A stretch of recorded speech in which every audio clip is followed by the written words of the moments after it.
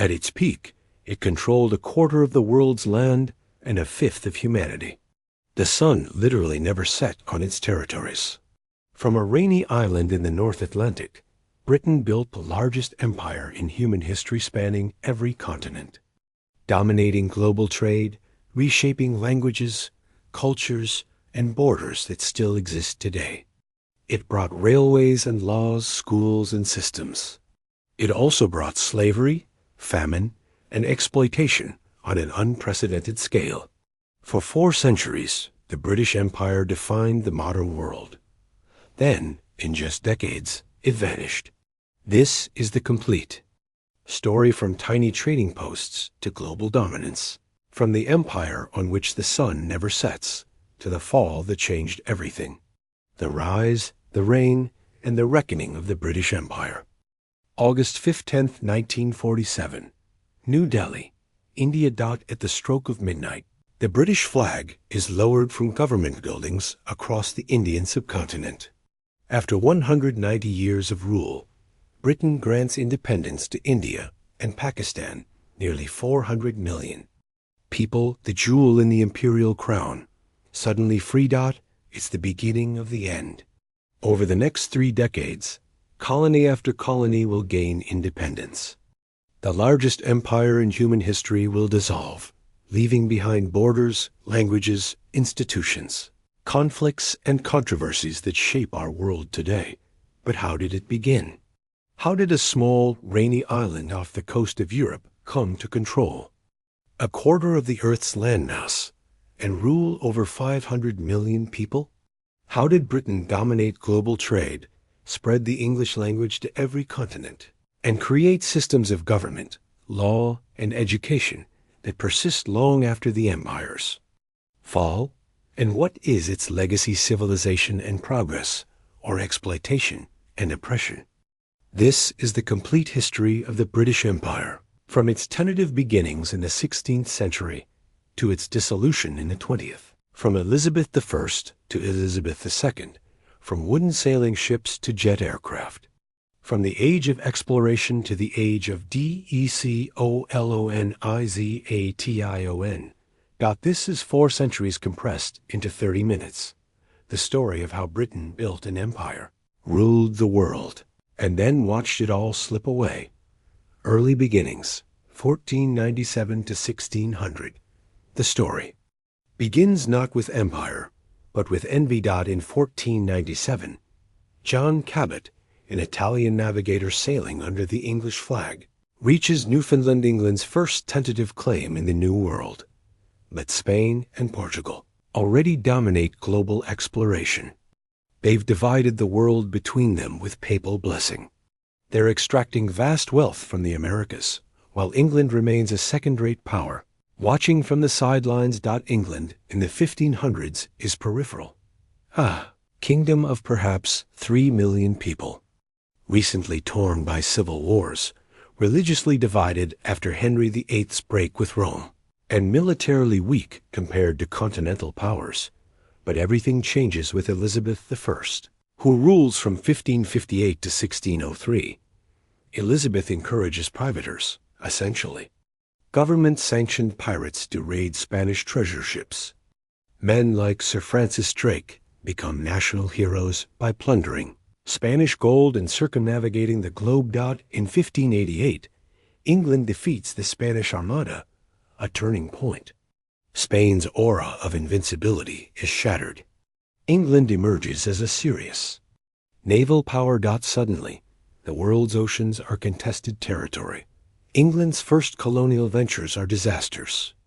In 1585, Sir Walter Raleigh attempts to establish a colony at Roanoke in present-day North Carolina.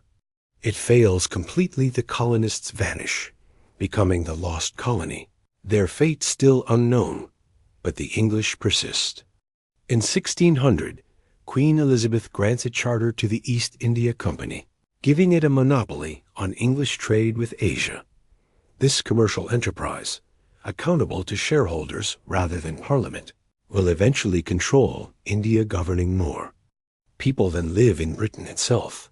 The same year, English merchants established trading posts in West Africa, beginning involvement in the slave trade that will eventually transport millions of Africans to the Americas. The pieces are falling into place naval power, commercial companies with royal charters, and a growing willingness to exploit distant lands for profit. The British Empire is beginning to take shape. The First Empire, 1607 to 1776.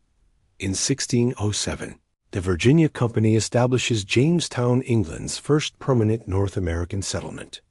It nearly fails immediately, saved only by tobacco cultivation and trade with Native Americans. More colonies follow. In 1620, the Pilgrims establish Plymouth in Massachusetts. By 1630, the Puritan Massachusetts Bay Colony is founded.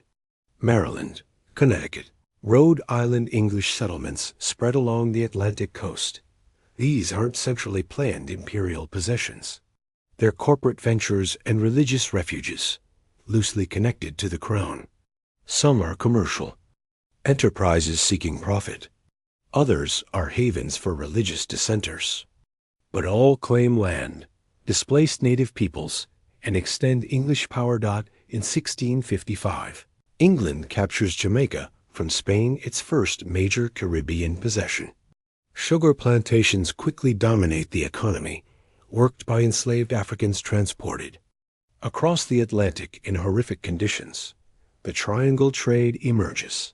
Manufactured goods from Britain to Africa, enslaved people from Africa to the Americas, and sugar, tobacco, and cotton from the Americas to Britain. It's enormously profitable and utterly dependent on human bondage. Meanwhile, England fights a series of wars with the Dutch and French over trade and colonies. In 1664, England captures New Amsterdam from the Dutch and renames it New York. The competition for empire is fierce. By the early 1700s, England, now Great Britain, after the 1707 union with Scotland, controls 13 North American colonies, numerous Caribbean islands, trading posts in India, and slave trading forts in West Africa. The foundations of empire are solid, but then comes catastrophe. The 7 Years' War, 1756 to 1763, is a global conflict, Britain and France fighting in Europe, North America, India, and the Caribbean. Britain wins decisively, gaining Canada from France and establishing dominance in India. It's the first truly global war, and Britain emerges as the world's premier imperial power. But victory is expensive. The war costs a fortune. Parliament decides the American colonies should help pay through new taxes, the Stamp Act, the Tea Act, and others. The colonists resist. No taxation without representation. Tensions escalate. In 1775, war breaks out. In 1776, the colonies declare independence. By 1783, Britain has lost the war. The 13 colonies are now the United States of America. It's a devastating blow, the loss of Britain's most populous and prosperous colonies. Some predict the end of the British Empire. They're completely wrong. The empire is just getting started. The Second Empire, India, 1757 to 1857. As Britain loses America, it tightens control over India, and India will become the empire's greatest prize. The East India Company, technically a commercial enterprise, gradually transforms into a governing power. Through alliances, bribes, and military force, it gains control over vast territories. The turning point is the Battle of Plassey in 1757. Robert Clive, commanding company forces, defeats the Nawab of Bengal through superior tactics and betrayal. Clive bribes the Nawab's commanders to switch sides. The victory gives the company control of Bengal, one of the world's wealthiest regions. Suddenly, a commercial company controls territory, collects taxes, and maintains armies. It's an unprecedented situation, a corporation governing tens of millions. Over the next century, the company expands across India through warfare and annexation. The Maratha Wars, the Anglo-Sikh Wars, the conquest of Sindh piece by piece, India falls under company control. The company extracts enormous wealth-taxing agricultural production, controlling trade and sending profits to Britain. But it also builds infrastructure, roads, railways, telegraph systems, and irrigation projects. It establishes English as the language of administration and education, creating an English-speaking Indian elite. The impact is profound and contradictory. Indian industry, particularly textile manufacturing, is deliberately undermined to protect British manufacturers. Famines occur partly because the company prioritizes cash crops over food production. Yet railways connect the subcontinent as never before. Western education introduces new ideas including, ironically, nationalist concepts that will eventually challenge British rule. In 1857, disaster strikes. The Indian rebellion, called the Sepoy Mutiny by the British, erupts when Indian soldiers revolt, sparked by rumors that rifle cartridges are greased with beef and pork fat. Offensive to Hindus and Muslims respectively, the rebellion spreads rapidly across northern India. Delhi, Lucknow, and Kanpur see brutal fighting. Atrocities occur on both sides, British civilians massacred, Indian rebels executed en masse. The British eventually suppressed the rebellion with extreme violence. But the East India Company is finished. In 1858, the British Crown assumes direct control. India becomes the keystone of the British Empire, ruled not by a company, but by the British government, with Queen Victoria proclaimed Empress of India in 1876. The Raj British rule of India will last until 1947, governing over 300 million people. At its peak, the scramble for Africa, 1870s-1900. By the 1870s, Britain dominates global trade and possesses strategic territories worldwide: Gibraltar, Malta, Cyprus, Aden, Singapore, Hong Kong. These naval bases and coaling stations enabled British warships to reach anywhere on Earth. But European powers are catching up. France, Germany, Belgium, and Italy want empires too. Attention turns to Africa, a continent largely unmapped by Europeans. Its interior still mysterious. The scramble for Africa begins. In 1882, Britain occupies Egypt to secure the Suez Canal, the vital link to India. Officially, Egypt remains an Ottoman province, but in reality, Britain controls it. In southern Africa, British expansion is driven partly by government and partly by private interests, most notably Cecil Rhodes, a mining magnate who dreams of British territory stretching from Cape Town to Cairo. The discovery of diamonds in Kimberley and gold in the Transvaal accelerates expansion. Rhodes' British South Africa Company colonizes territories that will become Rhodesia, modern Zimbabwe, and Zambia. In 1884 to 1885, European powers meet at the Berlin Conference to divide Africa among themselves. Without consulting any Africans, they draw borders using rulers and straight lines, completely disregarding ethnic, linguistic, or cultural boundaries. By 1900, Britain controls vast African territories: Egypt, Sudan, Kenya, Uganda, Nigeria, Gold Coast, Ghana, Sierra Leone, Rhodesia, and the Cape Colony. Only Ethiopia and Liberia remain independent. The colonization is brutal. In Kenya, British settlers seize the best agricultural land, forcing indigenous peoples onto reserves. In Nigeria, local rulers are deposed and replaced with British administrators. Across the continent, traditional systems are destroyed and replaced with colonial government. Resistance is crushed. The Azulu and Ndebele peoples fight British expansion, but are defeated by superior firepower. In Sudan, modest forces resist Egyptian and British control for over a decade before being massacred at Omdurman in 1898 by British machine guns. The Boer War, 1899 to 1902, reveals the darker aspects of empire. British forces fight Dutch-descended Boer settlers for control of South Africa's gold and diamonds. When conventional warfare fails, the British invent concentration camps detaining Boer civilians in camps where tens of thousands die from disease and malnutrition. Britain wins, but at the cost of international reputation and moral authority. By 1900, the British Empire reaches its maximum territorial extent, covering nearly 13 million square miles and ruling over 400 million people. It's the largest empire in human history, but cracks are appearing. The empire at its zenith, 1900-1914.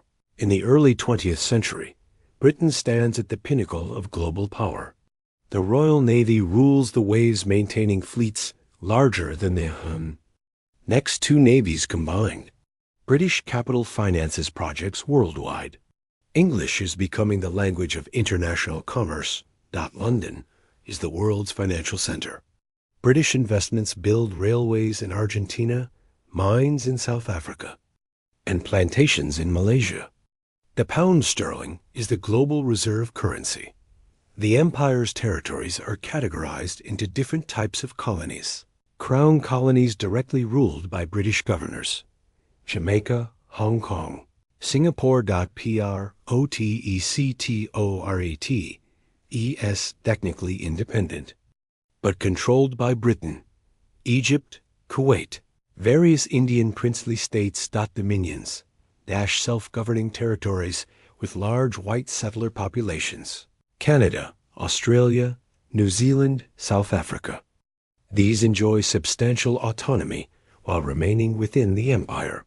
The British promote their empire as a civilizing mission, bringing law, order, Christianity, and progress to backward peoples.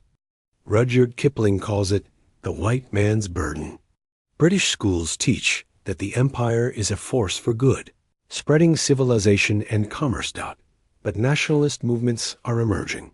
In India, the Indian National Congress, founded in 1885, begins demanding greater autonomy.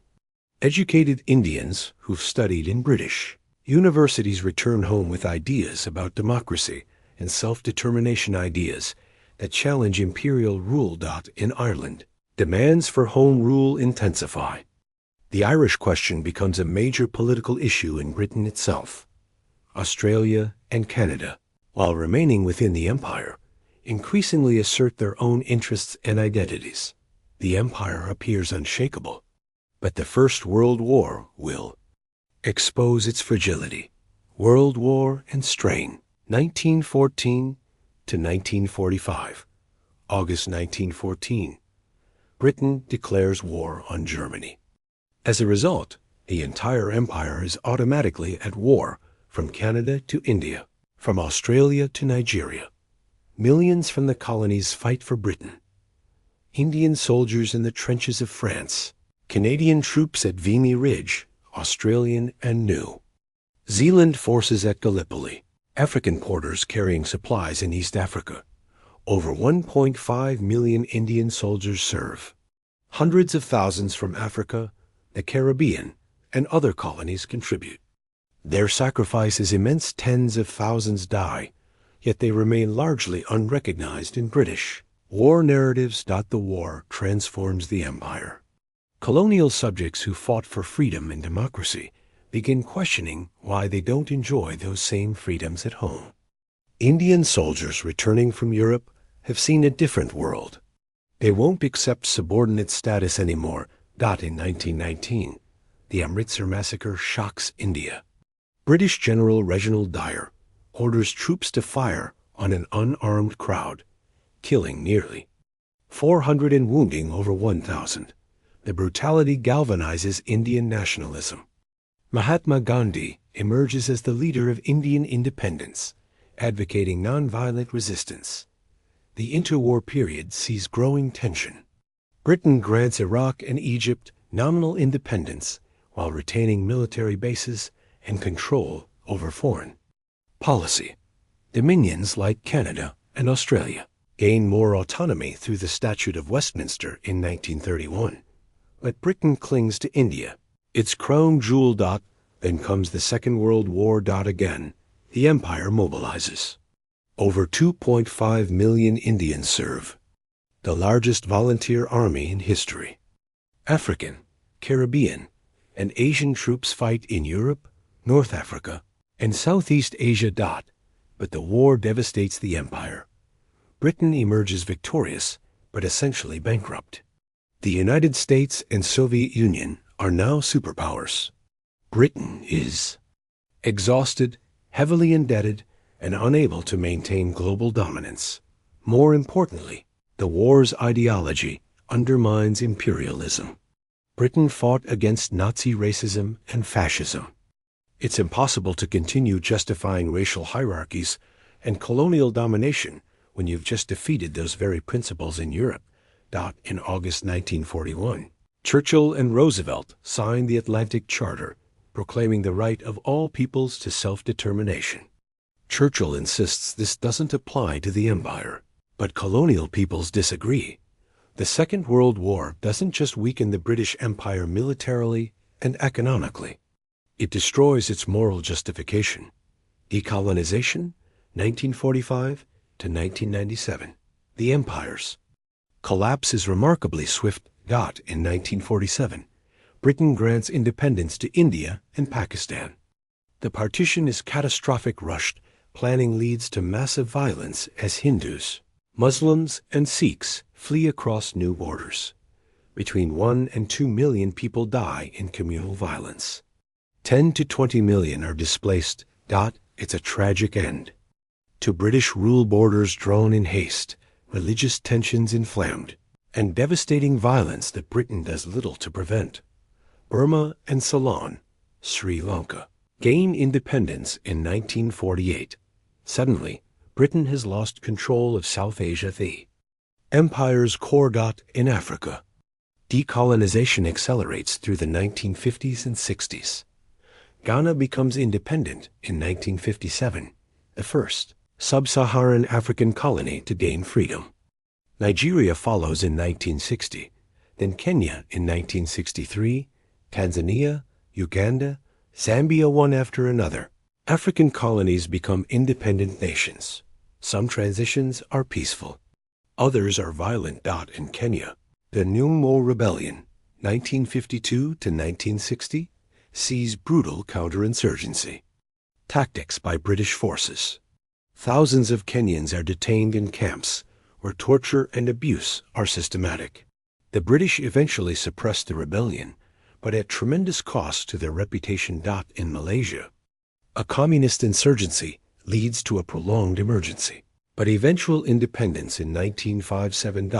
In Rhodesia, white settlers declare independence unilaterally in 1965 rather than accept majority rule, leading to years of guerrilla warfare before Zimbabwe finally gains recognized independence in 1980. The Suez Crisis of 1956 marks a pivotal moment. When Egypt nationalizes the Suez Canal, Britain and France invade alongside Israel. The United States forces them to withdraw, humiliating Britain and demonstrating it's no longer a great power capable of independent military action. The message is clear. The age of empire is over. By 1970, most of the empire is gone. The Caribbean islands gain independence through the 1960s and 70s. African colonies become nations. Asian territories achieve self-rule. A few territories remain: Hong Kong, Gibraltar, the Falklands, and scattered small islands. These are eventually negotiated, fought over, or handed back. In 1982, Argentina invades the Falkland Islands.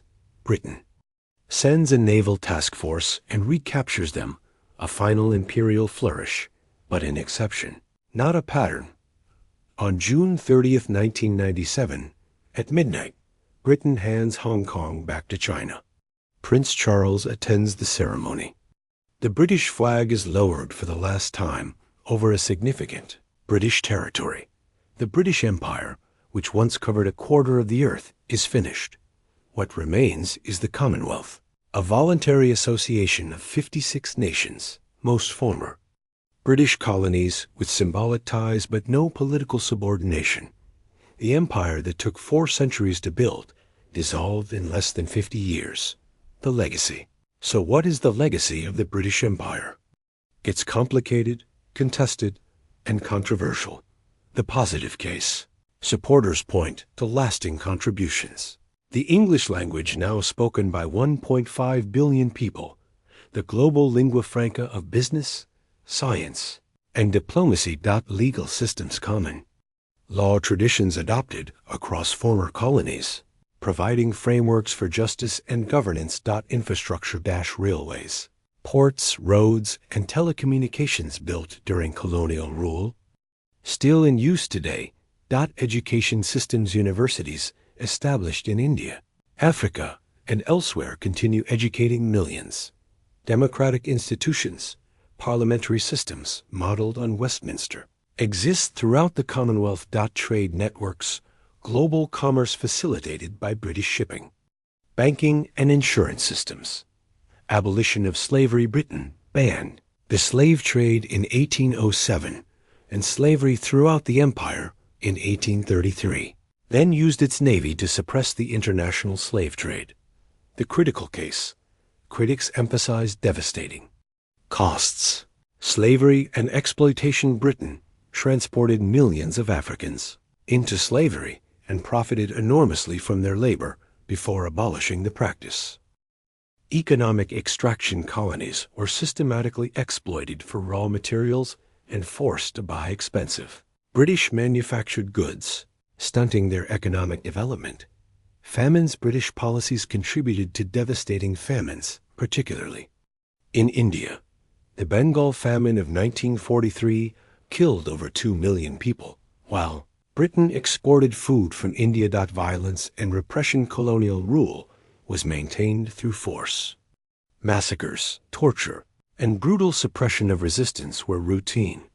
Divide and rule. Britain deliberately exacerbated ethnic, religious, and tribal divisions to maintain control, creating conflicts that persist today.